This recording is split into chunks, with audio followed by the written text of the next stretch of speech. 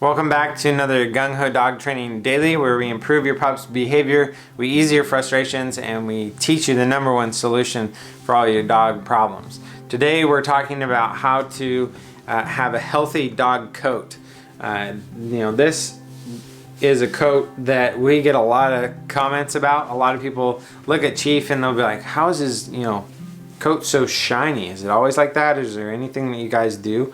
And we do feed him healthy dog food, but every once in a while we take some olive oil and we pour that over his food, and it's just kind of like a treat for him. He really likes it, and it actually helps his skin out a lot, and it makes his coat look really shiny. It keeps his skin from being dry, and so that's something that you can do every once in a while just to help out your pup. I've also heard that you could put a raw egg in your dog's food.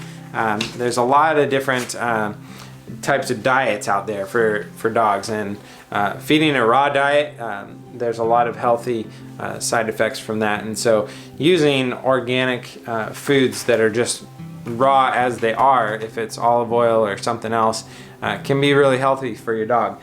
And I'm not an expert on dog food, but that is something that we do with Chief, and so I thought I would pass that tip along if you're trying to keep a healthy coat on your dog.